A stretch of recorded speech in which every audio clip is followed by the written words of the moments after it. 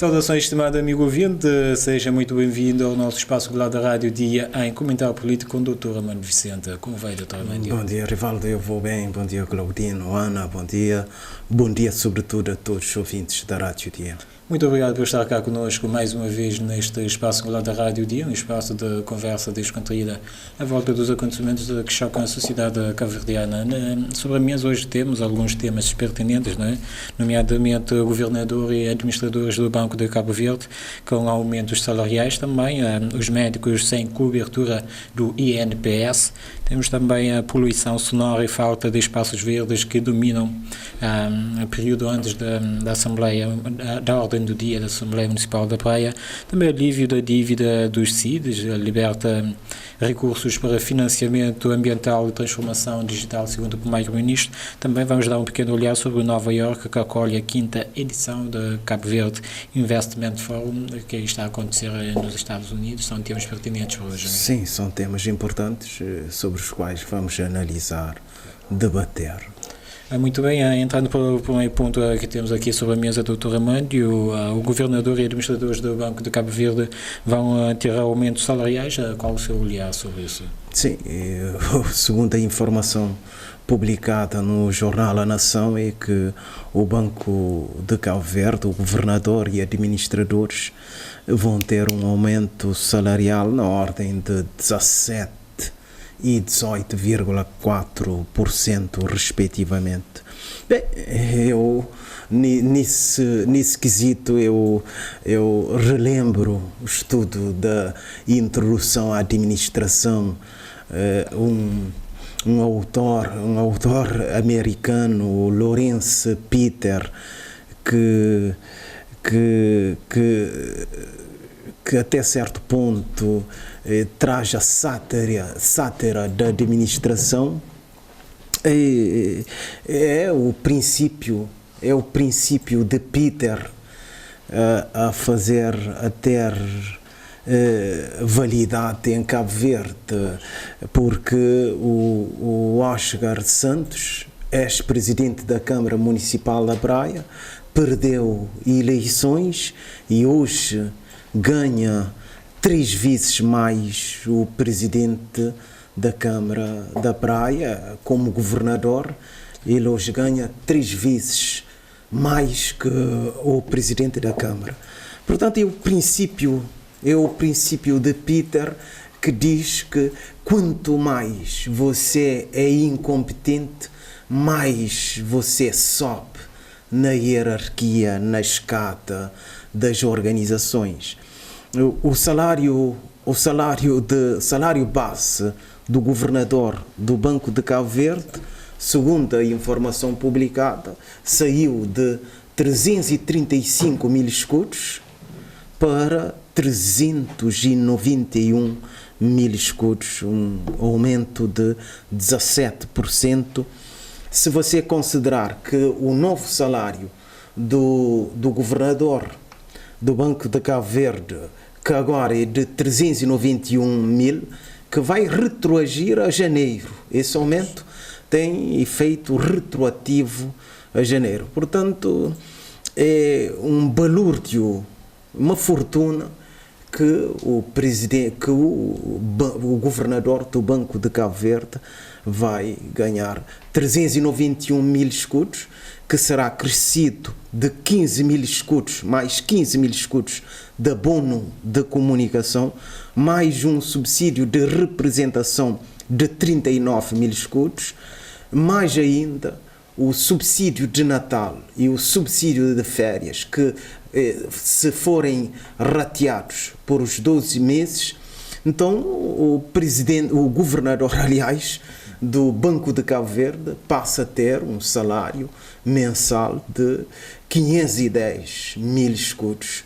Portanto, para a situação de Cabo Verde, é um salário que até certo ponto podemos dizer que é uma fortuna que esse governador está a ganhar. Mas numa altura em que várias famílias passam várias dificuldades e também muito se fala na erradicação da pobreza. Não é? Sim, é uma contradição fora de vulgar, porque pronto, a situação de Cabo Verde, muita gente na dificuldade, a inflação galopante que tem reduzido o poder de compra, o desemprego, a não atualização do salário das outras categorias profissionais, por exemplo, uma pessoa, o salário mínimo de 14 mil escudos que muita gente ganha, e o governador do Banco de Cabo Verde ganha mais que um salário mínimo por dia. Portanto, é uma aberração, é até certo ponto não aceitável esse aumento, mas pronto, é o que Peter, o tal princípio de Peter diz: quanto mais você a incompetência, mais incompetência, a tendência para você subir na hierarquia. O que é isso que eu devo dizer diante dessa notícia. Depois ainda os administradores do banco, os 4 administradores do Banco de Cabo Verde passarão a ganhar um salário, também fazendo o mesmo cálculo com a questão do abono de comunicação, subsídio de representação, subsídio de férias e subsídio de Natal, rateando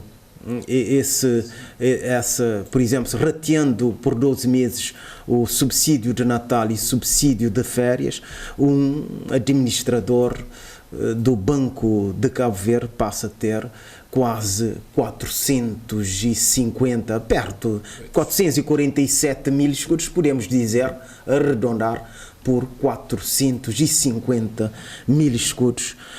Portanto, é dinheiro no banco. O Banco de Cabo Verde entra naquela teoria que diz: vamos arrebentar. Não sei se você se lembra de uma tal expressão que um governante disse: vamos arrebentar com esse país. É isso que está a acontecer. Vamos arrebentar com ele, vamos subir o nosso salário e nós não queremos saber dos outros. O nosso salário, a nossa pensão, que no futuro será também uma fortuna, vamos fazer isso porque estamos nessa lógica de arrebentar com esse país. Muito bem, a passar para o próximo ponto desta nossa conversa. Na área da saúde, os médicos estão sem o INPS. Como vês esta situação? Já tínhamos visto uma notícia relacionada com os professores. Os professores passaram 4 meses sem, na verdade, aceder ao INPS. Muitos professores iam fazer compra dos medicamentos para o tratamento da doença e não tinham cobertura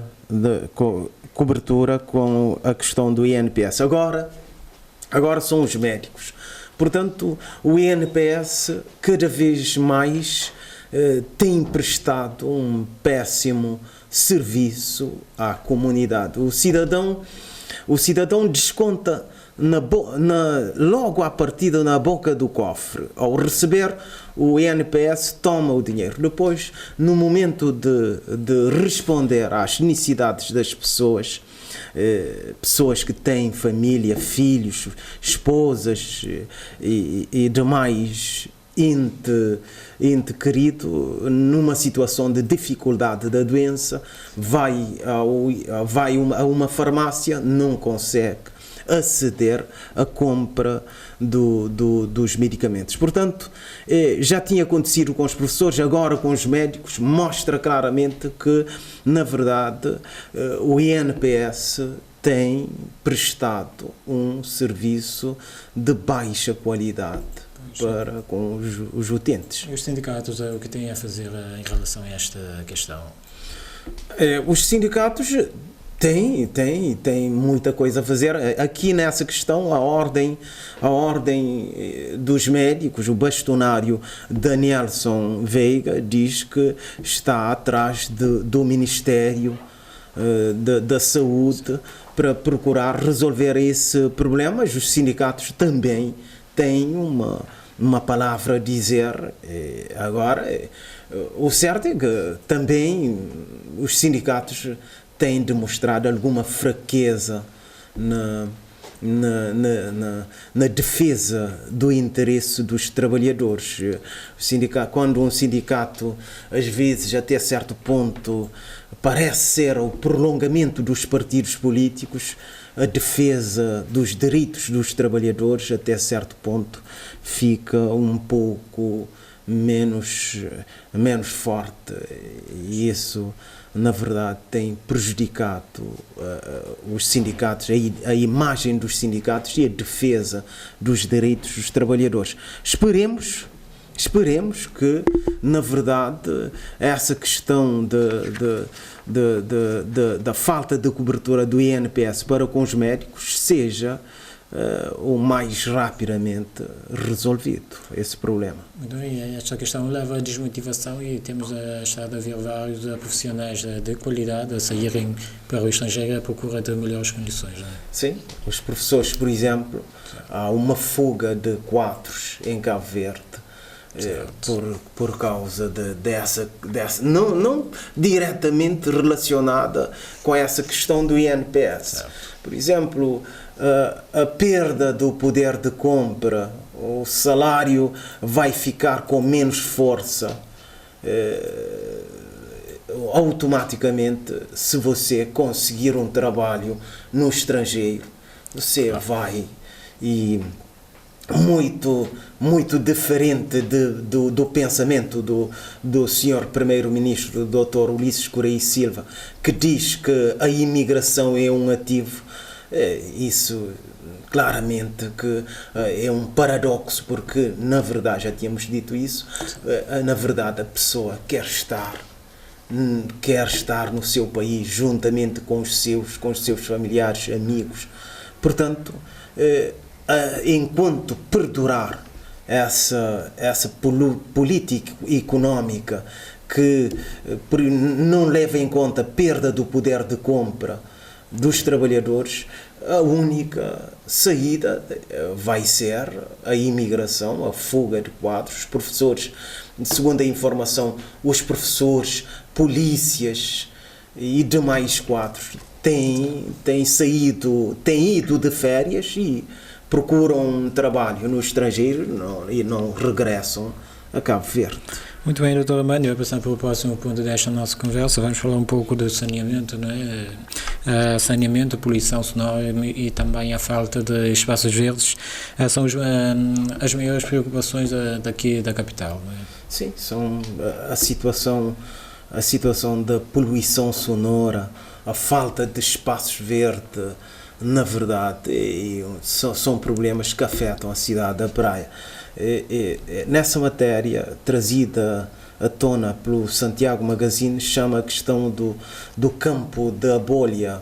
Campo da Bolha é um espaço que está circulado há muito tempo e que era um campo de futebol que, não sei, a ânsia de fazer dinheiro, quem está na Câmara Municipal, quem esteve na Câmara Municipal da Praia, transformou aquele espaço, que era um espaço desportivo, em espaço para construção e tem havido litígio nesse campo, nesse sentido, nesse espaço, nesse campo da bolha.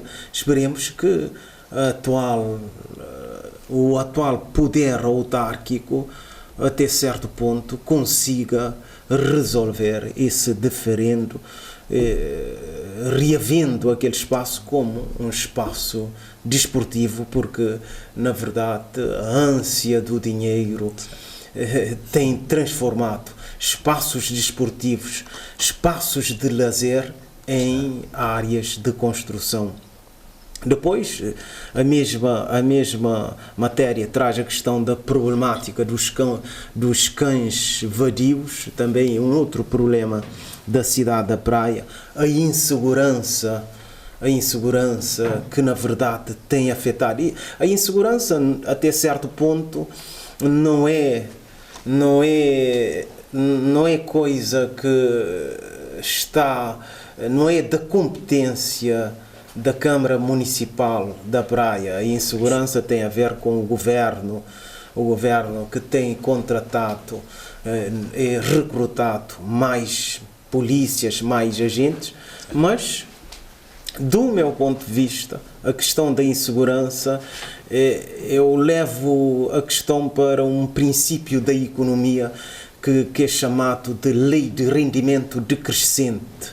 Ou seja, quanto mais você colocar mais gente num trabalho, a produtividade individual, a produtividade per capita tende a reduzir. É isso que acontece com a insegurança. Nós podemos contratar 10.000 polícias, a insegurança vai continuar, porque a forma como é gerida a própria esquadra, a própria questão da insegurança, a própria questão da segurança pública, nós não vamos conseguir resolver o problema da insegurança com mais contratação de polícias. É a reformatação do trabalho policial que é o caminho, não a contratação de mais gente. Como lhe disse, nós vamos contratar a questão da insegurança, contrataremos 10.000 polícias, com essa forma de trabalhar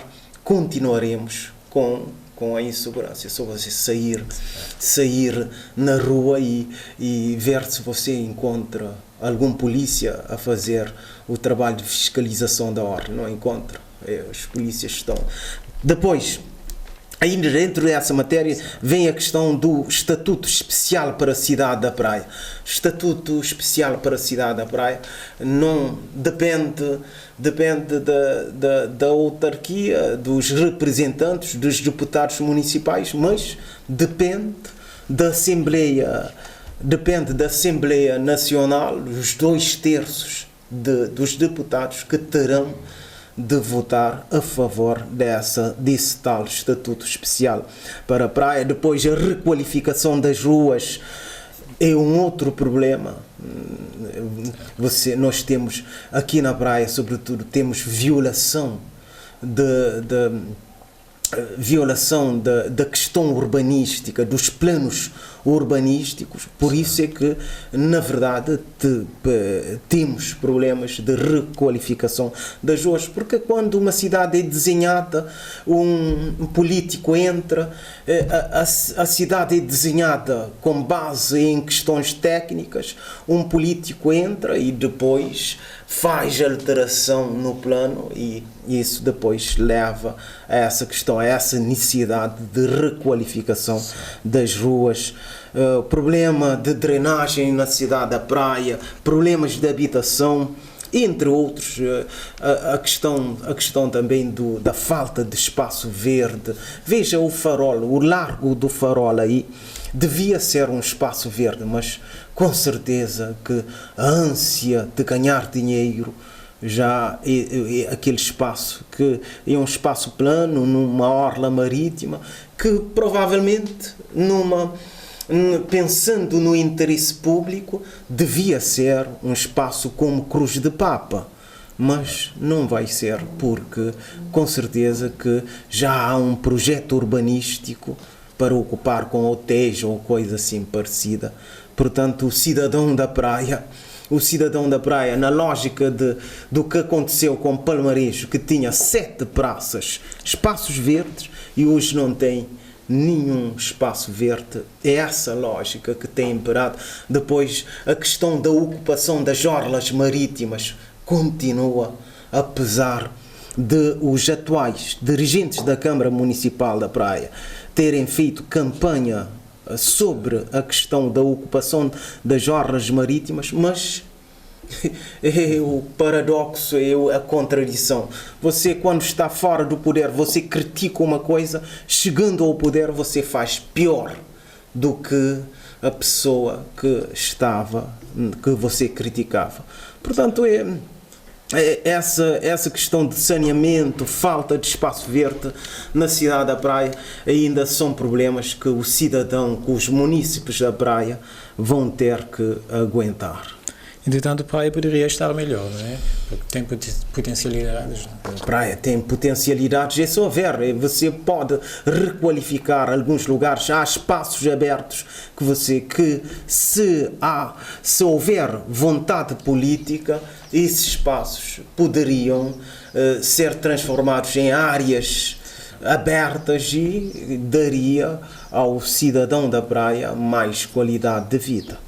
Muito bem, Dr. Armando, passando para o próximo ponto desta nossa conversa, não é? Alívio da dívida do CIDS, liberta recursos para financiamento ambiental e transformação digital, segundo o Primeiro-Ministro. O que tens a dizer sobre isso? Sim, o perdão da dívida é uma questão até de justiça. Se pensarmos, por exemplo, nas colónias da Europa, as colónias europeias da África, a questão do perdão da dívida, até a questão da escravatura, se recuarmos mais atrás, essa questão tem até certo ponto alguma validade, porque veja, por exemplo, a colonização. Os colonizados trabalharam para a Europa e a Europa enriqueceu. E hoje, se na verdade a Europa até certo ponto aliviar a dívida dos países africanos, das ex-colónias sobretudo, é uma questão até certo ponto legítima. Mas há um trade-off aqui. Até certo ponto podemos dizer, nós pedimos o perdão da dívida, depois, se não tivermos a racionalidade no uso dos recursos do Estado, esse perdão da dívida até certo ponto não tem muita validade, e depois também pedir o perdão da dívida, depois dentro do seu país haver indícios de corrupção, não é o caminho.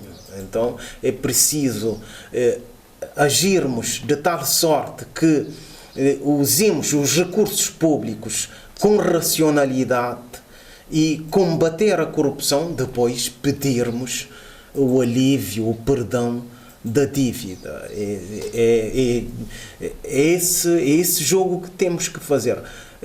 Pedir o perdão da dívida, verdade, devemos fazer esse pedido, porque até certo ponto é legítimo pedirmos o perdão da dívida, mas também a questão da racionalização do uso dos recursos públicos é uma questão prioritária, e depois o combate à corrupção, que deve também ser um caminho.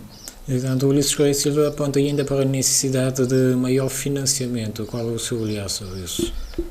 Sim, financiamento, o financiamento, para se pedirmos empréstimos para, na verdade, investirmos em ativos, por exemplo, cais, barragens, aeroportos, novas empresas, isso tem uma validade. Agora, pedir mais empréstimo, pedir financiamento para virmos gastar em despesas correntes, aí tem também essa questão que tem que ser vista.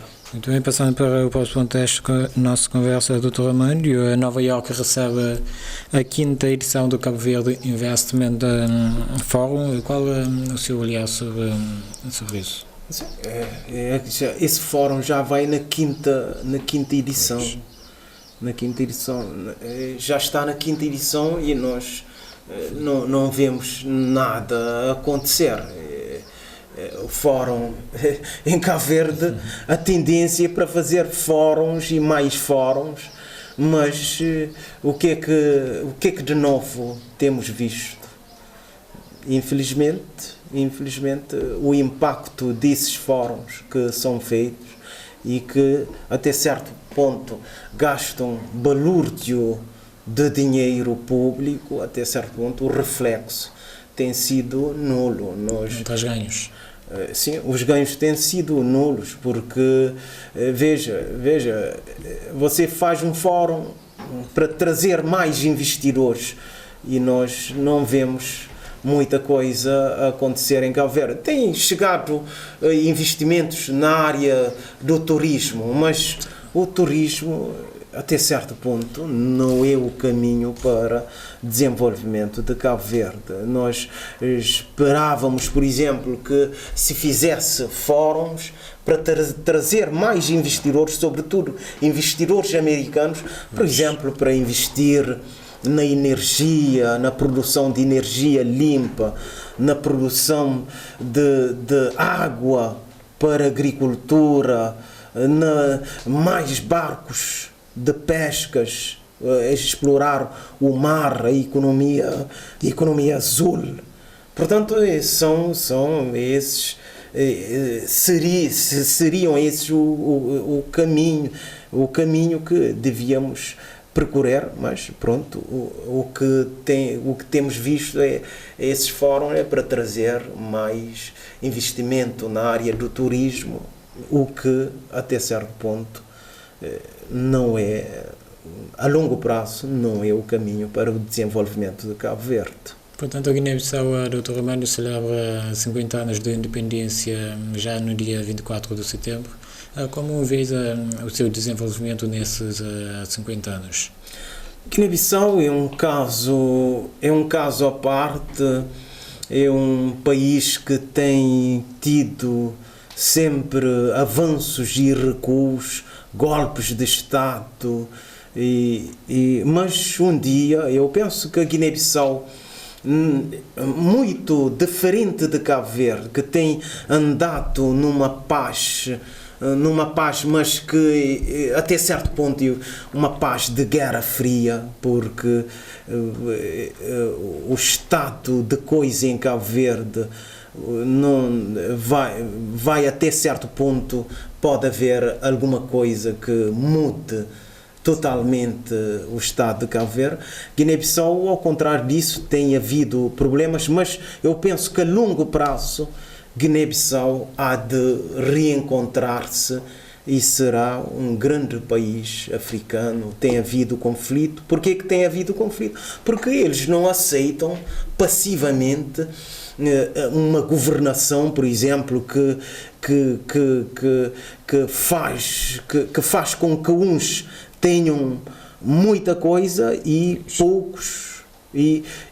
poucos não tenham, e muitos, não, os poucos tenham muita coisa e grande parte da população não ter nada. É isso que tem provocado problemas na Guiné-Bissau, mas pensamos que a Guiné-Bissau no futuro será um país próspero que há de produzir riqueza e rendimento para o bem-estar do seu povo, ao contrário de Cabo Verde, que agora sempre viveu numa paz, mas uma paz sordina, que em Cabo Verde impera aquela questão de sofre-calado em Cabo Verde, mas até esse sofre-calado vai até certo ponto e o povo cabo-verdiano não vai aguentar sofrer de boca calada.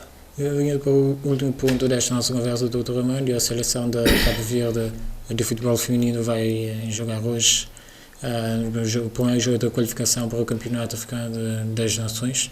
Alguma palavra? Sim, uma palavra de apoio.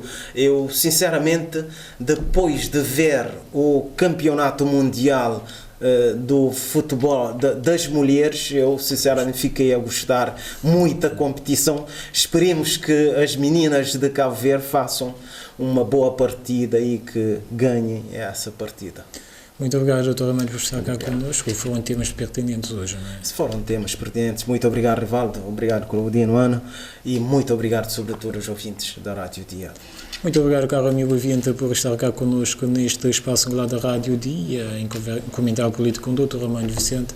Estaremos cá novamente na segunda-feira para debruçarmos sobre outras questões que chocam a sociedade cabo-verdiana. Até lá, fique bem.